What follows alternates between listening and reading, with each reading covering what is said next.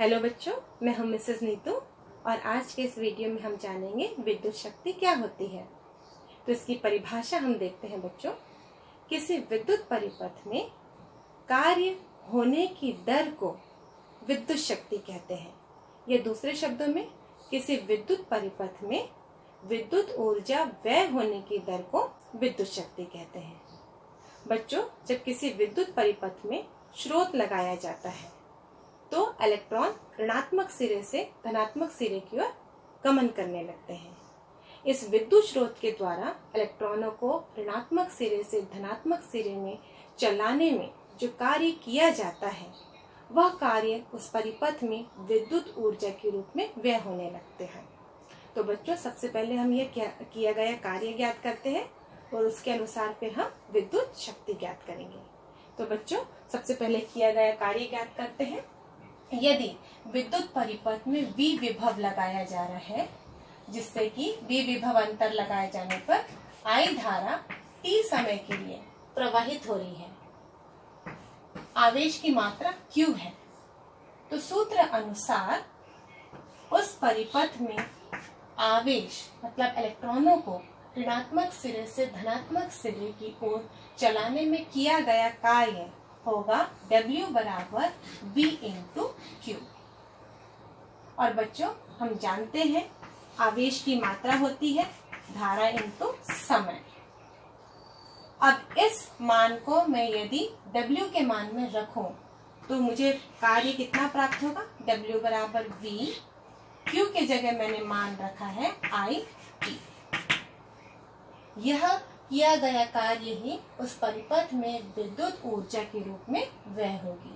तो बच्चों, कार्य तो हमको प्राप्त हो गया। अब हम बात करते हैं विद्युत शक्ति की।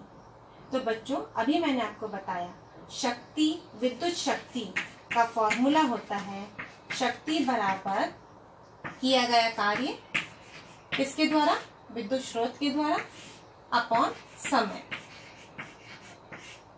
क्योंकि हम परिभाषा क्या देते हैं विद्युत शक्ति की? किसी विद्युत परिपथ में कार्य होने की दर को विद्युत शक्ति कहते हैं। जब भी दर शब्द आता है बच्चों, तब हम किससे भाग देते हैं? समय से। शक्ति को किससे दर्शाएंगे हम? P से, क्योंकि इसको इंग्लिश में हम कहते हैं पावर। कार्य W अपॉन T। तो सूत्र बनता है P बराबर कार्य VIT। अभी हमने ज्ञात किया बच्चों, कार्य बराबर W बराबर VIT अपॉन T। यहाँ से T और T कैंसल हो जाएगा, तो शक्ति का सूत्र मिलेगा V इंटू I। शक्ति का सूत्र हमको प्राप्त हुआ V इंटू I।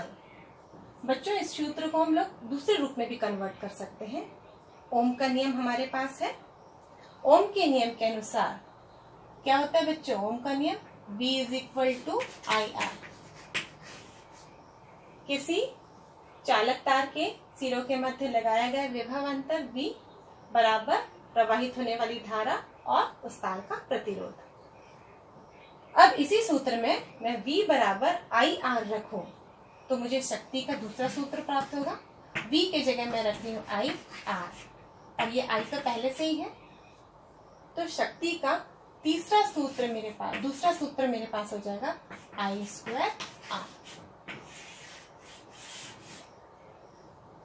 तो बच्चों, पहला सूत्र है P बराबर V इंटू I, दूसरा सूत्र है P बराबर I स्क्वायर R। और यदि मैं यहाँ पर I बराबर V अपॉन R रखूं, ओम का ही नियम है, ओम का नियम V इक्वल टू IR होता है, तो यहाँ से I बराबर हमको मिलेगा V अपॉन R।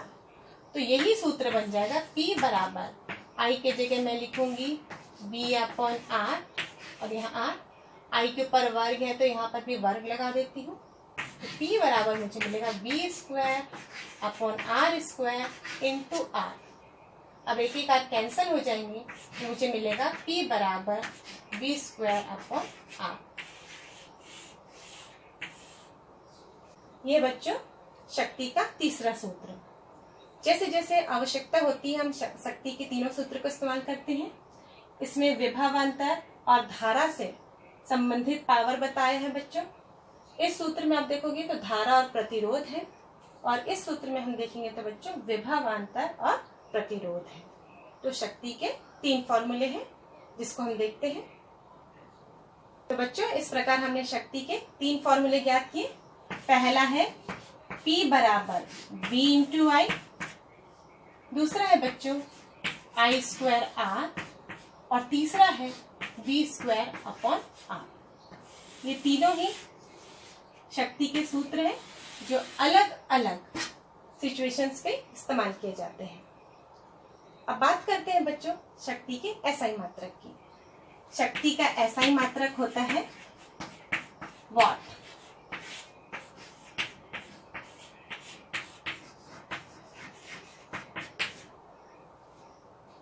शक्ति का एसआई मात्रक होता है वॉट।